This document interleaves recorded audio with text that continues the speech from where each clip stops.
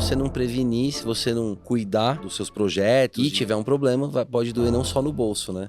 Como eu tava falando mais cedo ali, pode dar cadeia mesmo. No direito penal, todos que de alguma forma contribuíram para um resultado danoso, um resultado criminoso, respondem dentro das suas responsabilidades, dentro das suas atuações. Quais devem ser as ações de proteção que uma construtora pode fazer, né, ali para empreendimento que ela está entregando, o projetista que está entregando o projeto? Eu imagino que tenha documentos, enfim, tenha formas de eu me proteger para caso aconteça algo.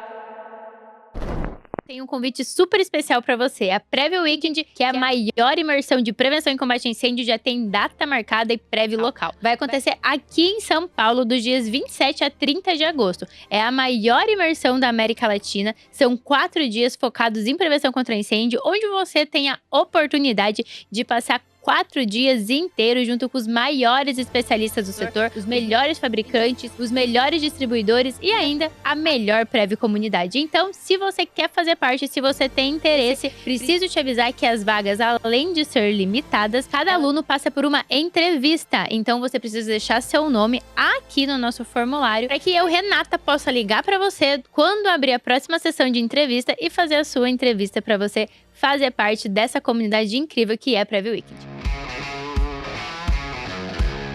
Fala, galera! Estamos em mais um Prevcast, o primeiro podcast de prevenção contra incêndio do Brasil. E hoje eu, Renata Dalmolin, host desse Prevcast, estou aqui com João Raposo, convidado que você já viu aqui no Prevcast, já trouxe muito conteúdo para nós, esteve recentemente no APPP Café, onde a gente também acompanhou para ver tudo que estava rolando por lá, quais eram as dúvidas. E agora o João veio aqui no Prevcast para trazer um pouco mais de informação sobre quais são as responsabilidades do projetista, até onde você responde o seu projeto, as suas especificações, o que de fato você carrega com o seu nome, com a sua RT. Então, João, obrigada pelo seu tempo, seja muito bem-vindo ao Prevcast mais uma vez, agora no nosso novo cenário, uma honra ter você aqui. A honra é minha, muito obrigado pelo convite, estou feliz de estar aqui de novo e estou à disposição para responder tudo que vocês me perguntarem e mais, né? Estou sempre à disposição também nas redes, quem quiser me procurar, tirar dúvidas ali nas mensagens diretas, estou sempre respondendo todo mundo. E feliz de estar aqui com você mais uma vez. Obrigado, viu? Parabéns pelo cenário novo, pelo podcast maravilhoso que vocês têm e por essa iniciativa de mostrar para a população, né, que precisa ter prevenção contra incêndio, né? E não só porque a gente está lidando com vidas, que é o principal, mas porque se você não prevenir, se você não cuidar dos seus projetos, das suas obras, e tiver um problema, pode doer não só no bolso, né? Como eu tava falando mais cedo ali, pode dar cadeia mesmo, né? Então acho que dá pra gente explorar bem isso. Reputação, é muita coisa que entra em jogo, né? Com certeza. Obrigada, João. Realmente, a gente usa o Prevcast para espalhar esse conhecimento. Até agora, recentemente, com o Can, a gente estava falando muito isso, né? Da importância de espalhar essa consciência, porque muitas vezes as coisas são feitas de maneira equivocadas. Não é só pelo jeitinho ou só por questão de economia. Muitas vezes é pela pessoa não ter nem noção, consciência, não saber sobre aquele tema para entender que, cara, isso aqui é um risco para mim. Tenho um problema. Então, reforço o convite do João para quem tiver dúvida, procurar ele nas redes sociais, extremamente acessível. Todas as vezes que eu conversei com o João, perguntei, lembra a vez que eu te perguntei sobre o meu contrato, onde que eu podia colocar uma cláusula que ele falou num podcast, e aí, né, os podcasts já saem daqui com uma lista de to-do list para fazer. E então, sempre que vocês precisarem, eu super recomendo e indico, extremamente acessível, e podem incomodar bastante ele, que ele vai responder, né, João? Eu gosto quando o pessoal me incomoda. Ai, que bom. João, vamos lá. Eu acredito que pra gente começar, nós podemos entender primeiro quais são as responsabilidades de um projetista. Até onde vai a responsabilidade dele? Porque dentro da prevenção contra incêndio, nós temos ainda muito Sabe queima? Que você fica jogando a batata quente para cada lado, a bola quente para cada lado? É muito isso que acontece. Ah, é de quem instalou. Ah, é de quem executou. Não, é de quem fez manutenção. Não, é do projetista. Não, é do bombeiro. Não, é da prefeitura. Então, fica todo mundo jogando para todos os lados. E muitas vezes, esse falta de clareza de quem é o responsável acaba sendo o fator primordial para os projetistas não darem tanto atenção a isso. Tipo, nunca vai cair em mim, então tá tudo bem eu vender minha RT por R$ 100. É É, só um documento. Então, até onde que vai a responsabilidade? O que de fato que a gente carrega? veja só, no direito penal, todos que de alguma forma contribuíram para um resultado danoso, um resultado criminoso, respondem dentro das suas responsabilidades, dentro das suas atuações. Então, o Código Penal não fala assim, ó, quem responde se tiver um incêndio é o engenheiro ou é o projetista. Todo mundo que contribuiu para aquele resultado vai responder na medida de suas responsabilidades. Então, todo incêndio vai virar um inquérito policial, vai virar uma investigação, todo incêndio que houver, para ver se houve crime de incêndio, ou principalmente quando tem vidas perdidas, mas nem sempre. Apenas só por ter o incêndio já tem que se abrir uma investigação, e aí as pessoas vão ser chamadas e vão ser ouvidas. Não dá para simplesmente falar, olha, a culpa é do instalador, a culpa é do projetista. Isso quem vai definir é a perícia, o delegado e a promotoria, no final das contas. E, claro, depois de um processo, o juiz. Mas assim, não dá para dizer assim, se eu só assinei, mas quem instalou foi o outro, tudo bem. Ou se eu só instalei, mas o outro assinou. Não, cada caso concreto vai ser analisado de maneira individualizada e aí as pessoas vão responder. Então, assim, o mínimo é, se você participou de uma obra que depois teve um incêndio por algum motivo, no mínimo você vai ser chamado para ser ouvido na delegacia. E aí, a minha recomendação é sempre estar acompanhado de um advogado, né? Tem muita gente que fala assim, mas se eu for com um advogado na delegacia, vão achar que eu sou culpado. Eu falo assim, não, vão achar que você é trouxa, porque é perigoso. Às vezes um A que você fale ali e foi pro papel errado, isso pode te complicar lá na frente. Então, assim, primeiro, seguir normas técnicas, sempre, né? Tomar cuidado, estudar, tá sempre atualizado, a gente vai explorar isso aqui um pouquinho mais. Mas segundo, se eventualmente acontecer alguma coisa, tá sempre acompanhado de um bom advogado. Isso é muito importante. Quando você fala que todo incêndio vai gerar inquérito, investigação, o que na prática é isso?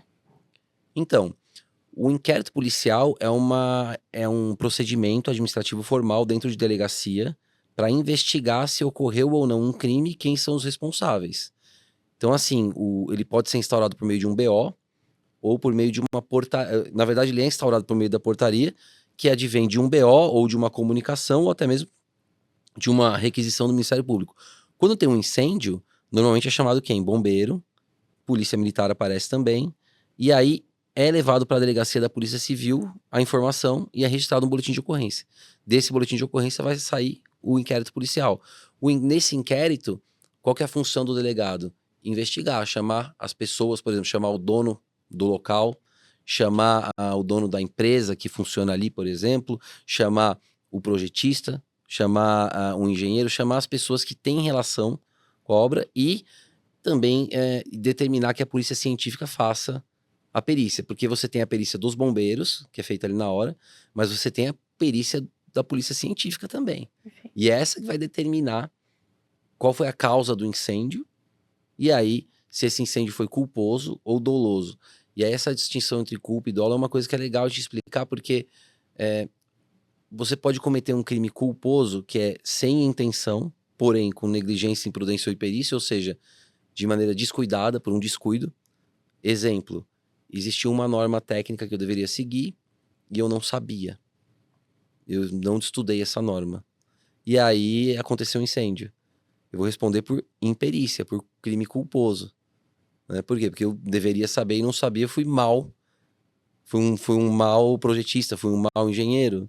Agora, vamos supor que eu sabia. Não, eu sabia da existência, mas eu deliberadamente não segui a norma.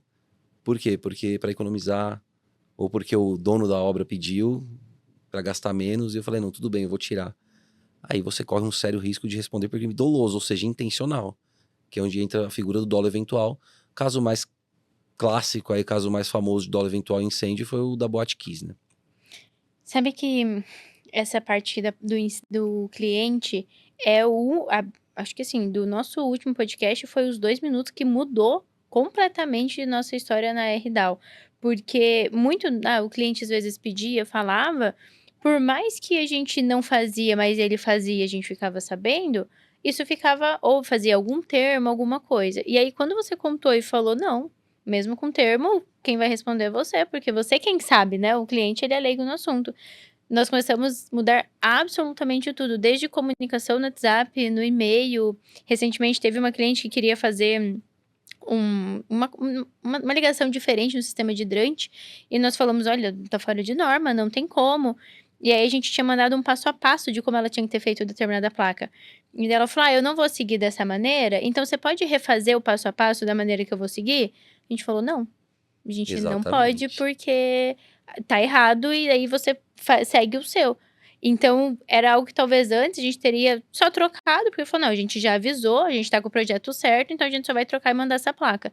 E aí depois da conversa contigo, a gente falou: "Não, absolutamente, se ela quer seguir, ela vai seguir da forma que ela vai, mas sem nenhuma instrução, recomendação, nada que seja nosso". É muito importante, assim, que o projetista tenha em mente que a hora que ele apresentar o projeto tem que estar dentro de norma e tem que estar correto. Depois, que o pessoal que vai tocar, aí sai da responsabilidade do projetista, é diferente. Porque aí, o que que vai acontecer? Vamos supor que teve um incêndio na obra. Você, como projetista, vai ser ouvido na delegacia. Você vai levar seu projeto e falar: "Tá aqui, ó, esse foi o projeto que eu apresentei, tá aqui o protocolo, tá aqui a comprovação de que foi isso que eu entreguei. Tua responsabilidade vai até ali". Aí, ok. Você não tem depois a responsabilidade de ficar Foi. fiscalizando, né, todo ano o projeto que você fez. Se ele fez certo ou não. Agora, se você vai lá e por um pedido do cliente altera o projeto de forma a não seguir a norma, e aí essa descumprimento da norma pode ter causado um incêndio, evidente que você vai responder junto. Agora, você falou sobre a questão da norma. Já nesse eu não sabia que existia uma norma e por isso eu não projetei de determinada forma. Existe alguma forma de proteção nesse sentido? Por exemplo, conversando agora com o Cano, o episódio que a gente gravou, nós estávamos falando muito sobre quantas normas englobam na hora de fazer um projeto de prevenção contra incêndio hospitalar. E muitas vezes um projetista de primeira viagem, ele não vai saber que ele tem que olhar a norma do gerador, a norma da vigilância sanitária, de hospital e etc e tal. E aí lá na frente, se ele tem um problema, ele consegue se proteger com isso ou não? Pegou Não, um projeto, estude tudo que englobe o projeto. ele tem obrigação de saber, porque ele é o técnico, né, se você é o técnico, você tem obrigação. Não adianta alegar assim: "Ah, eu não sabia, porque é difícil". Enfim, você é o técnico, você tem a obrigação de saber as normas. O proteção, eu diria seguro, talvez seguro de responsabilidade técnica, seguro de responsabilidade civil. Nós mesmos desculpa, seguro de responsabilidade profissional. Profissional. Nós mesmos no escritório temos, né. Ninguém tá, 100%, isento de cometer uma falha. Sim, Então, seguro de responsabilidade profissional acho que é importante para qualquer profissional, embora não seja muito a cultura do brasileiro, né, fazer seguro, o pessoal faz muito precisa. seguro de carro, né. De caso. Agora, seguro profissional é mais difícil.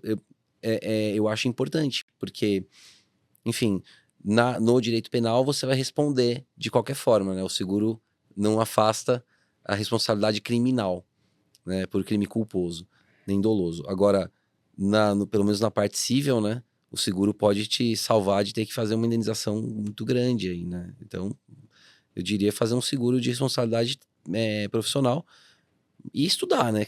A melhor forma de prevenir é estudar, Estudando, estando por dentro. estar atualizado. Não adianta o profissional se formar e depois achar que não precisa estudar mais. É muito dinâmico, né, as normas vão mudando o tempo todo. E eu acredito que é bem isso que você comentou, não adianta achar que, só porque eu não sabia, era difícil, é entender que não, se você pegou Tá. esse projeto para fazer, é sua responsabilidade entender sobre ele. Exatamente, é como um médico, o médico não pode chegar depois e falar: "Não, não sabia que existia essa técnica, né, que tá regulamentada".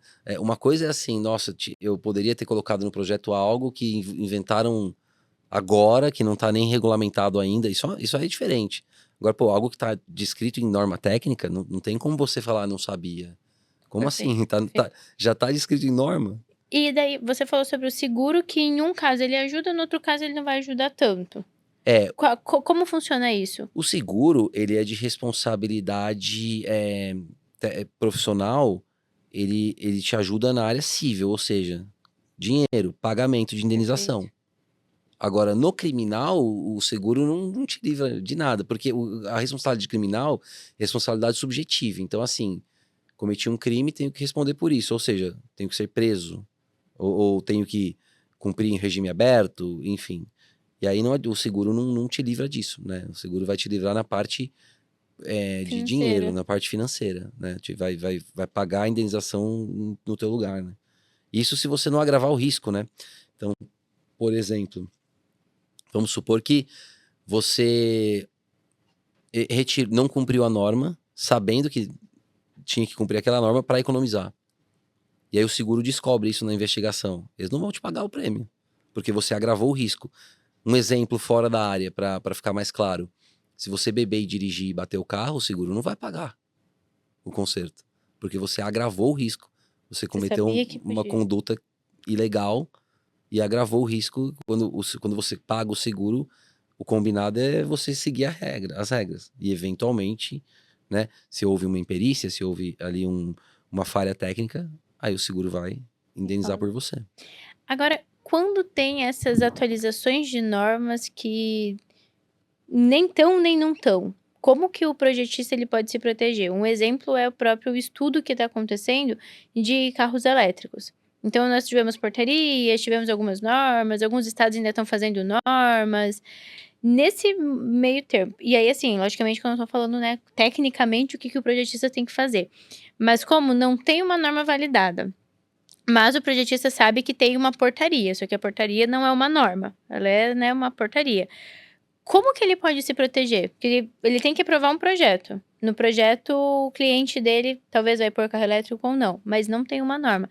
Aí daqui 5 anos, já tem norma, tem tudo. Existe alguma coisa para ele se proteger? Só o fato de não ter norma já é uma proteção? Veja, todo o que vale é o regramento da época que o projeto é apresentado. Se amanhã vem uma norma nova, ele não é obrigado a ir lá atualizar o projeto. É o dono da obra que tem que buscar a regularização. Desde que você siga as normas da época em que você apresentou o projeto, você está tranquilo. Agora, essa questão de diferença de portaria e norma, pro direito penal, é um pouco diferente. Na questão administrativa, enfim, tem discussão se tem que seguir, se não tem que seguir. Por direito penal, a responsabilidade subjetiva vai ser avaliada em cada caso concreto, e o descumprimento de uma portaria ou de uma norma pode servir como um argumento adicional do promotor. Então o promotor fala assim: olha, aqui eu entendo que você teve culpa nesse incêndio, e inclusive você deveria ter seguido essa norma e não seguiu. Aí essa vai ser a discussão. Uhum. É mais amplo do que parece. No direito, eu entendo que o pessoal que é projetista, o engenheiro e tudo mais, tem a mentalidade muito de exatas, né? Então eu costumo falar que se eu fosse engenheiro, por exemplo, e você me perguntasse quantos tijolos precisa para construir uma casa, eu ia te falar o número exato, nenhum a mais, nenhum a menos. Número exato de tijolos. Agora, no direito é um pouco diferente. Então, assim, não é só um mero descumprimento da portaria automaticamente vai tirar uma responsabilidade criminal? Não. Mas isso pode ser considerado como um elemento de prova numa investigação, num processo? Sim.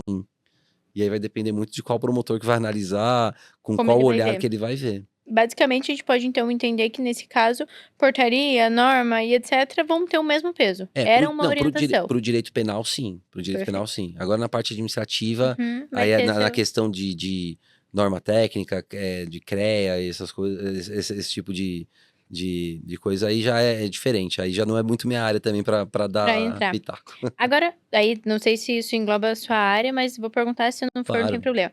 Em relação à ART, que daí envolve o CREA. Ah, fiz uma ART e dei baixa. Eu realmente já não sou mais responsável por nada? Não, depende. Depende. Veja, se der um problema por causa dessa RT, mesmo você tendo dado baixa, se a obra der problema, você pode ser responsabilizado, sim. Perfeito. Com certeza. Principalmente nesses casos em que deploráveis que a gente vê, assim, de pessoas que vendem a RT sem nem ter ido à obra, sabe?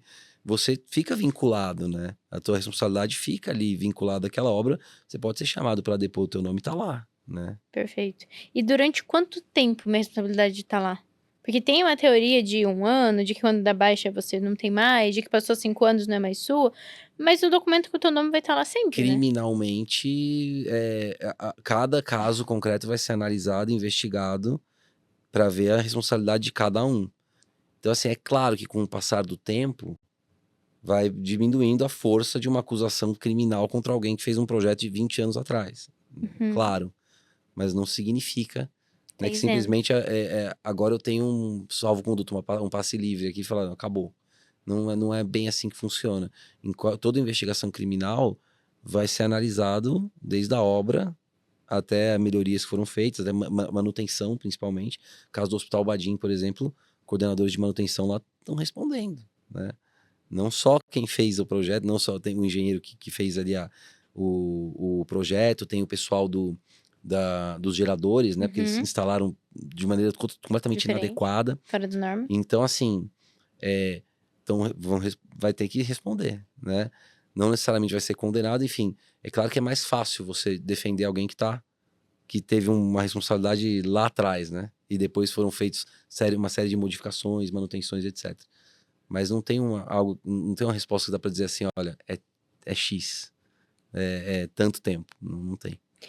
E até quando você citou agora a questão do Hospital Badim, desses incêndios, né, que a gente teve recentemente. Essas responsabilidades, elas ficam divididas? Então, o projetista só projeta, manutenção só manutenção, gerador responde pelo gerador, ou acaba caindo todo mundo na mesma sopa e vamos ouvir todo mundo sobre tudo? É uma boa pergunta. Nas investigações criminais, todos vão ser ouvidos e cada um vai responder na medida de sua responsabilidade. Então, assim, tem casos em que o projetista vai demonstrar por A mais B que não teve culpa alguma. E tudo bem, ele não vai responder um processo. Ele vai passar pela investigação e vai ser arquivado para ele. Em outros, ele vai responder, assim como o engenheiro, assim como o cara da manutenção, todos vão responder pelo mesmo crime. Se for homicídio, todos vão responder por homicídio. Pode ser que um pegue uma pena maior, outro uma pena menor, a depender de qual foi a contribuição, mas todos são investigados ali no mesmo inquérito, né? E como deve ser você vai falando, já vou anotando aqui. Como deve ser, João, a proteção? Tipo, quais devem ser as ações de proteção que uma construtora pode fazer, né, ali para empreendimento que ela está entregando, o projetista que está entregando o projeto. Eu imagino que tenha documentos, enfim, tenha formas de eu me proteger para caso aconteça algo, eu consiga realmente ser desclassificado já ali na investigação. Bom, o mais importante de tudo, ter sempre tudo muito bem documentado, né? Tudo muitíssimo bem documentado. Então, fez uma comunicação para o cliente, faça por e-mail, faça por WhatsApp, ou tenha formas de documentar isso. Você facilita demais a vida do advogado depois. Mas tem um ponto, eu lembro que acho que foi com você inclusive que eu conversei, que você falou que o e-mail não necessariamente ele vai ser válido se o cliente não tiver respondido que recebeu. É importante você ter a prova do recebimento. Como que a gente faz, né? O ideal é que o cliente responda. Se ele não respondeu, você tem formas de fazer notificação, até mesmo, ou antigamente se fazia via cartório, hoje tem sites que fazem isso de maneira muito fácil, né? E você tem a comprovação de leitura do e-mail também. Agora, chega um ponto aqui para mim, ó, não, eu mandei o e-mail, mas eu não tenho a prova de que o cliente recebeu. E eu tô na investigação criminal. Eu falo pro juiz, oficie o servidor do e-mail, que você vai ver que tá lá o e-mail. Entendeu? Então dá para salvar. Mas o ideal, claro, é você ter a confirmação de recebimento, facilita demais. Mesmo que seja aquelas confirmações de recebimento automática. O ideal seria uma confirmação por escrito, mas a automática já ajuda também. Tá. Tudo ajuda, né? A própria prova de que você enviou o e-mail já é uma ajuda. Como eu disse, né? Não tem uma resposta assim, olha, só isso vale e isso não vale, né? Mas assim, e eu, por exemplo, se eu tô defendendo, eu prefiro até pecar pelo excesso. Então, eu vou provar por A mais B que esse e-mail foi lido, foi respondido, né? O máximo que eu puder fazer, nem que eu precisar oficiar o servidor do e-mail para ele falar, ó, tá aqui, o e-mail tá na caixa de e-mail do cliente. Tá. Tá? Então, formalizar, né, ter tudo documentado, pode ser por e-mail. Quais formas mais que vale um documento? Eu também lembro que você comentou que um contrato sem assinatura de testemunha, ele não tem a mesma validade. Não, vamos lá. Não necessariamente precisa ter assinatura de testemunho nos contratos, tá? É que depende um pouco do que você vai fazer com aquele contrato. Então, por exemplo, eu tenho um contrato com um cliente, tá? Que vai estabelecer as responsabilidades. A assinatura dele e a minha já bastam para demonstrar qual que é a responsabilidade de cada um, Uhum. tá? Agora, o cliente não me pagou. Aí eu vou ter que cobrar esse contrato na justiça. Se eu não tiver assinatura de testemunhas, aí eu vou ter que entrar com uma ação de cobrança. Se eu tiver assinatura de 2 testemunhas, muitas vezes eu já consigo entrar direto com a execução. Qual que é a diferença? Existe uma ação de cobrança que eu vou falar, tem que pagar ou não tem que pagar? Aí vai ter todo um processo para o juiz definir, tem que pagar. Aí começa a fase de execução, pague. Se você tem assinatura de testemunhas no contrato, se ele é feito de uma forma que vale como título executivo, é diferente, aí já vai direto E para pronto. a execução, você pula uma etapa grande do processo. Então, a questão das testemunhas é mais para dar uma validade maior de título executivo. Mas, de todo modo, não necessariamente você precisa ter assinatura de testemunhas no contrato simplesmente para provar que a pessoa anuiu A parte dela. com aquelas cláusulas, né? E nesse caso, por exemplo, vamos supor que eu e você fizemos um contrato, eu assinei, você assinou, você tá com a sua via, eu tô com a minha, e você não me pagou. Eu posso pedir pro Pedro e pro Renan assinar como testemunha e levar? Não, Porque depois no não, teu tem não que vai ser na estar. hora. Tem que ser na hora. Por quê? Porque eu vou ter uma cópia Sem nenhuma sem assinatura. assinatura e vou falar, olha, isso aqui é posterior, isso, não vale, né?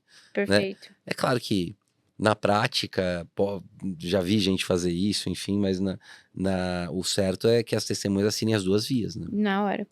Tá. E aí, então, vamos voltar pra proteção que a gente já abriu, né, abriu como faz pra proteger um e-mail, então só enviar e-mail não é uma proteção, tem mais ações que a gente precisa, aliás, ele não é suficiente, né, sempre precisando mais, a questão do contrato, importante ter as testemunhas.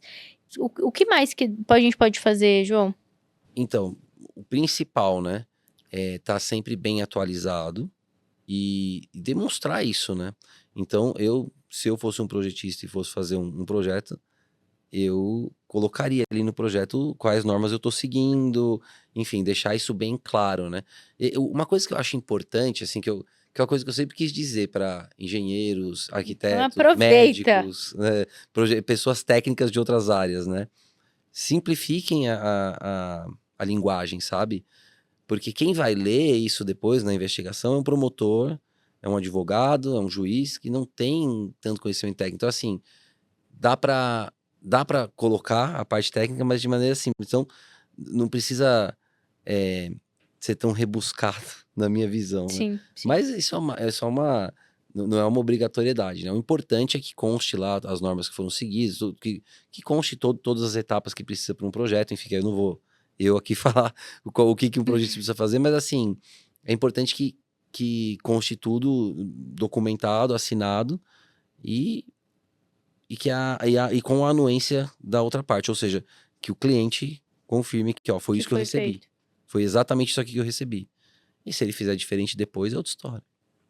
E no caso, por exemplo, do cliente, uma construtora, né, sei lá, um cliente que está construindo, como que ele pode se proteger para, sei lá, aconteceu um incêndio e ele não tinha selagem, mas em nenhum momento ele sabia que ele tinha que fazer uma selagem, porque o projetista nunca contou isso para ele. Como que essa construtora consegue trazer isso? Como que ela vai conseguir É, mostrar? na defesa ela vai apresentar o projeto e vai falar, olha, eu contratei um técnico E ele que fez para isso. fazer isso e ele trouxe e eu segui exatamente o que tá aqui, né? Tem certas coisas que não adianta alegar isso, né? Tem certos, por exemplo, vamos dar um exemplo absurdo aqui. Fez um salão, fez um prédio sem porta corta-fogo. Não tem como uma consultora alegar que não sabia que tem que ter essa porta, né? Não Uhum. existe. Então, mas tem certas coisas que são mais técnicas que aí, São mais sim, invisíveis. o importante é contratar uma empresa boa, né? Algum projetista bom e assim, se precisar apresentar o projeto, tá aqui, ó, eu segui isso aqui, né? Você só vai responder por dolo ou por culpa se efetivamente você agiu com dolo ou com culpa, ou seja, com intenção ou com negligência, imprudência ou imperícia. Se eu tomei as cautelas que eu tenho que tomar normais para que um acidente não aconteça. Por exemplo, eu contratei um projetista que assinou a RT, que assinou o projeto, e eu tomei as cautelas que eu deveria tomar. Então, quem vai responder é o projetista que errou. Da mesma forma, o contrário. Se o projetista fez tudo direitinho, mas aí a consultora foi lá e fez diferente, o projetista não vai responder criminalmente. Ele tomou as cautelas. No máximo, ele vai ter que ser ouvido na investigação e vai falar, ó, tá aqui. Eu fiz o que eu tinha que fazer, né, dentro da lei. E aí, quem vai responder é quem errou. Tá, agora peraí que abriu 2 leques aqui na minha cabeça. Primeiro, vamos na construtora.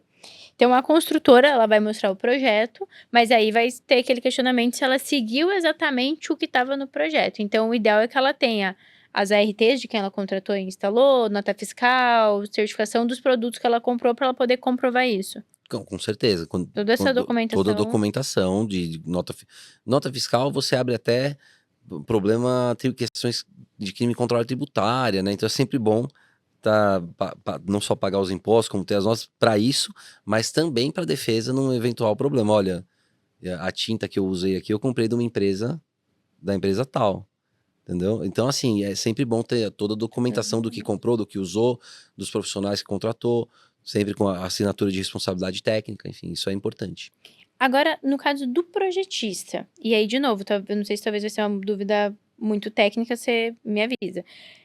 O projetista fez lá o projeto, ele falou que precisava, no projeto ele colocou que precisava de compartimentação, selagem. Vou dar um exemplo de proteção passiva, que é um mundo que eu sei que você tem que respirar junto com o Rogério Lin, então você vai entender melhor.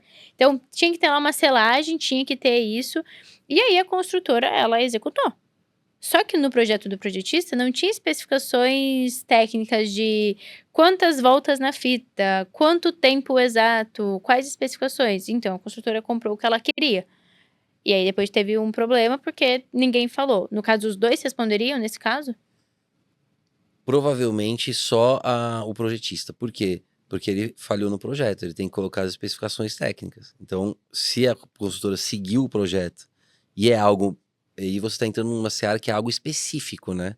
A consultora não tem obrigação de saber exatamente quantas voltas tem que dar, enfim. Então, aí o projetista que vai acabar tendo uma responsabilidade maior, sim, ou até mesmo exclusiva, se ele falhou na hora de projetar, né? Dá pra gente fazer analogias assim, né? Por exemplo, você leva sua criança para o hospital, o médico te dá uma receita, só que ele não coloca ali uma quantidade errada de gotas do remédio, por exemplo. E você, como mãe, faz exatamente o que o médico mandou. Você não tem obrigação de saber. Então, é isso que vai ser discutido no processo. É algo que ele sabe ou deveria saber?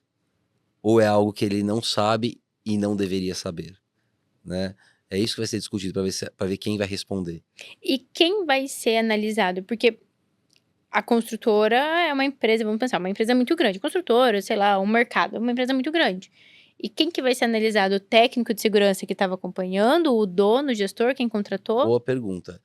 Na verdade, o que acontece? A responsabilidade criminal, ela normalmente é da pessoa física, não da pessoa jurídica. A pessoa jurídica responde por alguns crimes, como crimes ambientais, por exemplo. Mas a pessoa física que responde. E não é só porque a pessoa é o CEO da empresa, ou é o responsável técnico, ou é determinado cargo, que ela necessariamente é quem vai ser condenada criminalmente. A investigação, ela vai ter que descobrir quem deu causa àquele acidente. Quem foi a palavra final ou a palavra-chave para que aquilo acontecesse. Vou dar um exemplo. Na Boate Kiss, os 2 donos da boate não estavam com o nome deles no contrato social. Eles eram os donos de fato da boate, mas no contrato social eram outros. Então, assim, a investigação vai ver quem é de fato o responsável, não só porque está o nome no papel lá. Então, vamos supor, o responsável técnico da empresa estava viajando nesse momento, e aí alguém foi lá e pôs a assinatura dele, ou alguém, ou simplesmente não seguiram a orientação que ele dá. Não necessariamente pronto, agora ele vai responder criminalmente. Não, vai ser apurada a responsabilidade caso a caso, no caso concreto. Então, quem vai responder é quem efetivamente deu causa àquele crime. Legal. Então, aqui a gente abre um leque muito importante, João, que é tanto para o projetista, dele entender o quanto o projeto dele tem que ter especificação. Eu sempre brinco não, na verdade, né? Mas a gente fala lá no escritório que o projeto ele tem que estar amarrado em todos os lados possíveis. É. Então, você não pode deixar brecha para ter dúvida do, mas quem decidiu? Por quê? Como foi? E principalmente quando a gente está falando de empresas grandes, porque as cadeiras, elas são trocadas com muita frequência. É. E aí, o que já foi decidido por um, depois volta atrás por outro. Então, eu falo que sempre tem que estar tudo muito amarrado. Então, eu vejo que nesse caso, o projetista tem que amarrar muito isso, a construtora tem que ter tudo muito documentado, só que o colaborador da construtora também. Porque muitas vezes ele vai estar só seguindo ordens. E aí pode ser que ele tome a decisão de comprar determinado produto que é ou não certificado, porque alguém mandou, mas por uma ordem indireta. Só que no final das contas, então, se a assinatura for dele, quem vai responder é ele. Ele e quem deu a ordem também pode responder. Mas junto. mesmo que, por exemplo, seja uma reunião, tô aqui numa reunião com você e você fala, Renata, compra essa água. Eu falo, beleza. Como é que eu vou documentar? Não, Como é que eu mas, vou apresentar? mas a investigação serve justamente Pra eu entender todo o processo. para entender quem tem as responsabilidades. É claro, vamos supor, o diretor fala, compre isso pro responsável. Aí ele vai lá e compra. Ele vai responder com certeza. O diretor vai responder? Se a gente conseguir provar que a ordem veio de cima, sim. Agora, tudo vai depender da Do prova. A quê? prova pode ser testemunhal, a prova pode ser documental, ou a ordem foi por WhatsApp, foi por e-mail, foi por escrito, ou foi falado. Foi uma ordem verbal numa reunião que estavam só os dois, mais Já difícil, perdeu. né? Então, assim, vai responder quem deu a ordem e quem executou. Mais uma vez, exemplo do caso da Botkiss, o produtor da banda que foi comprar o artefato, né?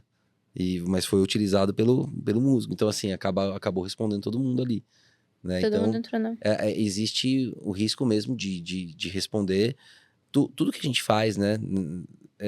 A gente corre um risco depois de acabar tendo uma responsabilidade criminal. Tudo que a gente faz profissionalmente, né? Um médico, um projetista, um arquiteto. Então, tem que tomar os cuidados básicos aí, pelo menos, da profissão e não acreditar que só porque, não, se o diretor mandou, eu sou só um funcionário, eu posso, Só porque fazer. quem vai responder é ele. Não, e ao contrário também. Eu mandei, eu só deleguei, né? Como Então, fizer, quem fez que vai responder? Não, todo mundo vai responder. Isso é um ponto muito importante que eu quis trazer, justamente para que funcionários, né, o time das empresas, também aprendam como se proteger. Claro. Porque, independente se a reunião é só eu e você, uma ata ou uma assinatura é algo que vai servir para eu me proteger no futuro, caso isso venha, sei lá, caso em algum momento eu tenha que usar isso, né? Com certeza, com certeza. Tudo é questão de prova, né? Então, no processo, você pode ter o melhor argumento do mundo, mas vai ganhar quem tem prova, né? O Nossa, que muito bom. define o processo, o que define a vitória no processo é a prova. João, pra gente encerrar, Já? Nossa, passou viu? rápido. Você viu? Ainda vai passar dos 40 minutos. Caramba. Mas pra gente encerrar, eu gostaria que você deixasse 3 ações básicas, mas imprescindível, que todo profissional precisa ter ali, seja no dia a dia, na reunião e etc. Seja ele projetista, o dono da construtora, o funcionário da construtora, mas assim, 3 hábitos ou ações, sabe? Ou roteiros, rotinas que essa pessoa precisa ter para estar protegida, né? Independente do que aconteça. Primeiro, sempre estar atualizado com as normas. Fundamental, não pode parar de estudar nunca. Segundo, sempre estar muito bem documentado. Tudo que for feito, bem documentado, com a assinatura do cliente, com a assinatura sua. E terceiro lugar, é uma recomendação não tão técnica, mas eu acho que é a recomendação que dá mais certo e vale para qualquer profissional. Tratar bem o cliente, tratar o cliente com respeito e acolher o cliente sempre. Porque aí eu tô falando um pouco mais de reclamações que podem virar processos. Se você pega eu atendo muitos médicos, né? Os médicos que mais têm problema no CRM ou que tem problema na justiça são os médicos que o cliente processa porque fala, não, aquele cara é um arrogante, ele me tratou... Às vezes o médico erra feio, mas ele tratou bem o cliente e o cliente não vai compreender. Então, Não. assim, ter um tratamento respeitoso com todos, assim. Embora não seja uma recomendação tão técnica, eu acho que é uma recomendação boa Necessária. para qualquer profissional. Então, se eu sou um projetista e eu mantenho um bom relacionamento com o meu cliente, amanhã, se der um problema, fica mais fácil de resolver, seja com o cliente, né? Porque você tem um bom relacionamento, você não é uma pessoa que vai lá, entregou o serviço e tchau, né? Então, eu daria essas 3 recomendações. Muito boa, era para encerrar, mas agora essa terceira, ela me abriu uma outra dúvida, João. Nesse caso, tem um bom relacionamento. E aí, eu fiz alguma coisa errada e o meu cliente falou que vai me processar. Eu usar o meu bom relacionamento para conversar com ele, para que a gente resolva de outra maneira, pode ser prejudicial para mim na hora de uma investigação? Bom, eu entendi a pergunta, mas vamos separar então um problema civil de um problema criminal, né? Porque assim, um problema civil, você resolve como? Dinheiro, pagamento, indenização. Então, um bom relacionamento nesses casos, para ter um bom acordo, Pronto. é ótimo. Eu acho que Tá? no criminal o bom relacionamento ele Agora, nem vai ser pautado, então, né? no criminal é diferente, porque esses crimes todos são de ação penal pública. O que isso significa? Quem vai processar o criminoso, a pessoa, o investigado, o réu, é o Ministério Público, não é a empresa.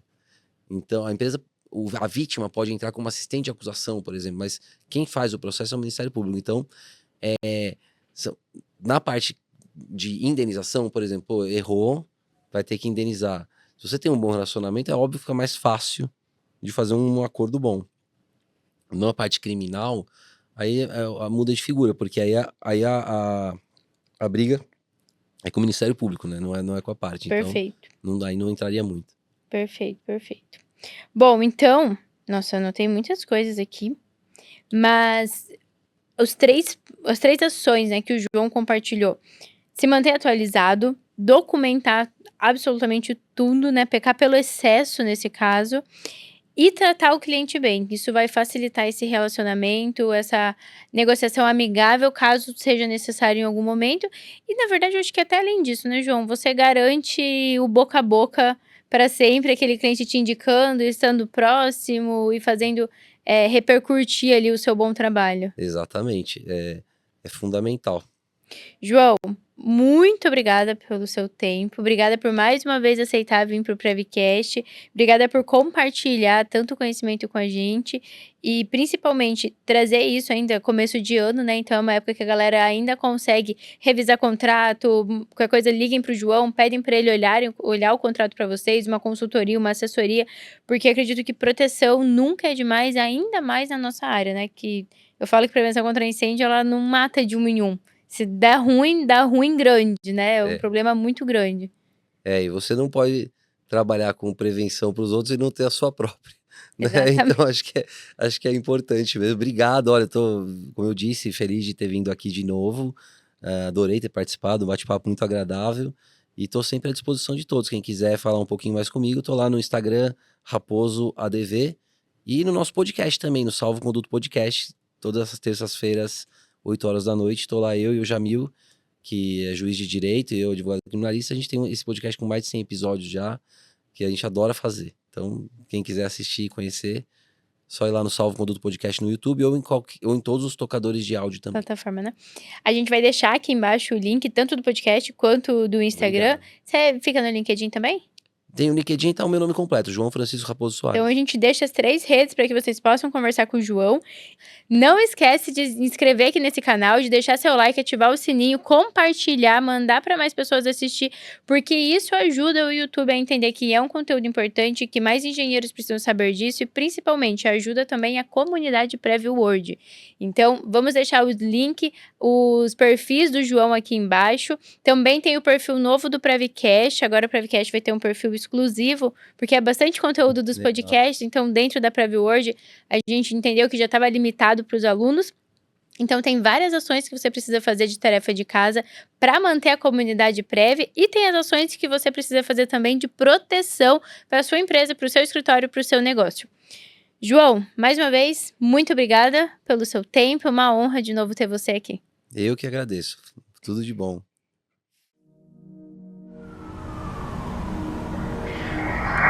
dia, São Paulo! Prev Comunidade, todos apostos. E começou a 4ª edição da Prev Weekend. Olha, eu acho que esse é um processo que transforma a gente, ele é transformador de fato, né? Ou seja, realmente não é só um projetinho, é um movimento de vida mesmo. Ter o contato com pessoas que sofreram de fato com grandes incêndios e mostrar que um grande incêndio, ele nos traz a memória do porquê estamos aqui e o que nós devemos fazer a partir daquele momento. Eu entrei na área da prevenção, né? E quando eu entrei na Prev, foi um período que eu estava pensando em desistir. E eu orei muito para Deus me mostrar um caminho, e apareceu um vídeo da Renata para mim. Do nada apareceu um vídeo dela falando do evento. Foi aí que eu conheci a Renata, foi aí que eu conheci a Prev. Isso faz alguns anos já, desde a primeira Prev, né? E aí desde então, estou aqui, na 4ª edição. Eu só não vim na 2ª, mas eu vim na 1ª, na 3ª, na 4ª, estarei aqui nas próximas. Porque projetar não é apenas cumprir normas, é transformar conhecimento em segurança, segurança em credibilidade e credibilidade em legado. Vocês saem de vários estados e vocês estão aqui buscando prevenção, conhecimento para salvar vidas de pessoas que às vezes vocês nem conhecem. E vocês entendem então o motivo e a importância do que vocês fazem aqui? Se não somos nós, quem que vai projetar a segurança? Se a gente está falando que não tem essa cultura, não tem essa conscientização, qual é a nossa missão como projetista? Conscientizar as pessoas. É justamente isso. As pessoas não têm bola de cristal. Então, se a gente não fala, se a gente não comunica, se a gente não divulga o que a gente faz, as pessoas não vão saber. Podem pegar coisas que vocês gostam, conectando com histórias, né, de vocês. Então, contem as suas histórias, porque vai ter pessoas que vão se conectar com elas. Eu acho que das outras prévias, eu acho que essa foi a mais impactante, porque eu vi muito o favor de Deus aqui. Fazer parte dessa comunidade representa para mim um elo entre aquilo que eu sou, a proposta, né, e a proposta da própria Prev World. É saber que eu estou plantando uma semente, eu estou participando de uma comunidade que eu sei que está fazendo diferença, que está fazendo história.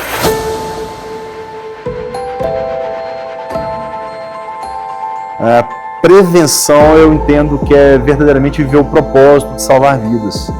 Embora a prevenção também auxilie nessa preservação de patrimônios, mas a vida tem primeiro lugar, né? Então, se nós temos o valor pela nossa vida, pela vida dos nossos, é importante que se trabalhe prevenção. Isso não vale só para incêndio, a prevenção é uma palavra muito ampla.